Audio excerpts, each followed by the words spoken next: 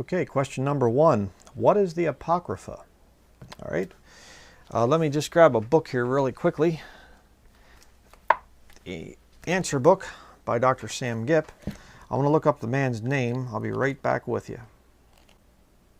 All right, page 45 of Sam Gipp's book, the answer book here. I like how he has this phrased here. It says, question, what is the LXX? Another name for the Apocrypha, basically. I'll get into that more as we continue here. Answer, a figment of someone's imagination. Very good. Basically, the way that the story goes, this Apocrypha, the Apocrypha is a collection of books found in the Septuagint. Okay, and the Septuagint is supposedly a Greek translation of the Old Testament. Now, apparently between the time of the finish of the Old Testament, the last book written in the Old Testament, until the time of Jesus Christ showing up, the Jews decided that they needed to evangelize the Greek world. So they wanted to make a translation of the Old Testament from Hebrew into Greek. Okay, so there was supposedly this thing here, the letter of Orestes, and this guy decided that he was going to basically get 6 Jews from each of the 12 tribes together, and that, 6 times 12 is 72, and that they would take this committee and they would make this translation from Hebrew into Greek. And then, so this translation was made, and then that's what the Jews were using in the time of Jesus and the disciples, that Jesus and the disciples were quoting from the Greek Septuagint. All right, and that's this great, wonderful thing.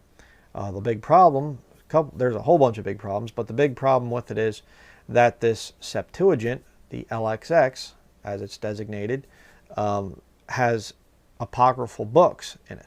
Books of the Apocrypha. In other words, books that are not part of what we would call the 66, the Christian Bible, the 66 books of the Bible. Now, they are in the Catholic Bible because they teach a lot of false doctrine.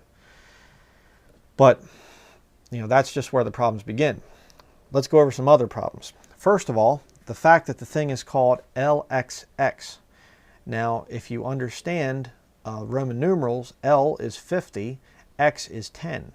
So you have 50 plus 10 plus 10 equals 70. But wait a second. It's 6 Jews from each of the 12 tribes equals 72. So why isn't it called the LXII? It's kind of weird. But another big problem is that you have this thing of, oh, well, we had 6 Jews from each of the 12 tribes come together to make a translation.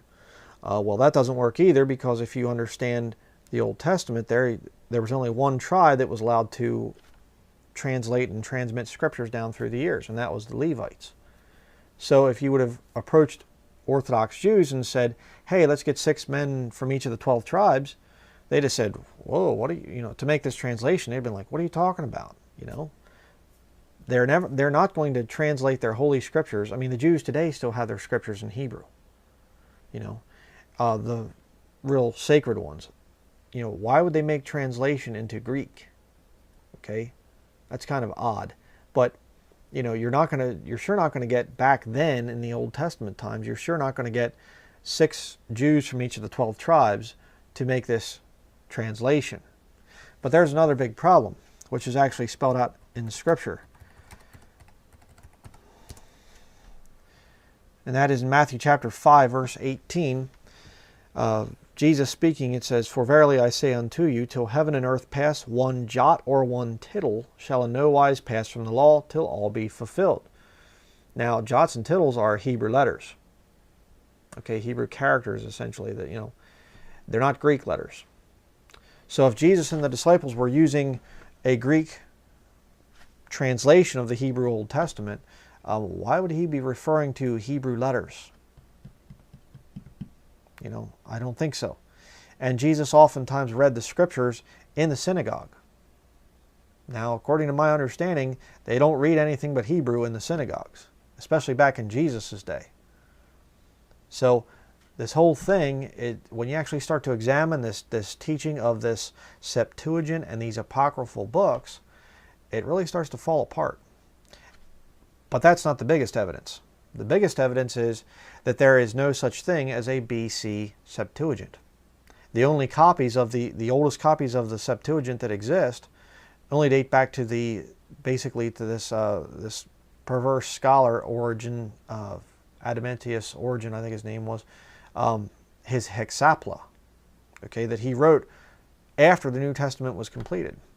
It was probably right around 100 to 200 AD, right around that area in there. I don't have the exact date here, but the point is, it goes back to that. But there's no such thing as a BC Septuagint. There are no extant copies of the Septuagint that go back before the time of Christ. But that's when it was supposedly written. See, the whole thing just doesn't work out. All right. So when somebody comes along and they try to tell you that Jesus and the disciples used a Greek Old Testament, they don't know what they're talking about. They're lying. They're basically repeating something that has been told and told and told and told, and it goes right back to Roman Catholicism. So don't fall for the thing of, the apocryphal books being some kind of a great authority that we should have, and our Bible's missing books and all this other stuff. It's nonsense.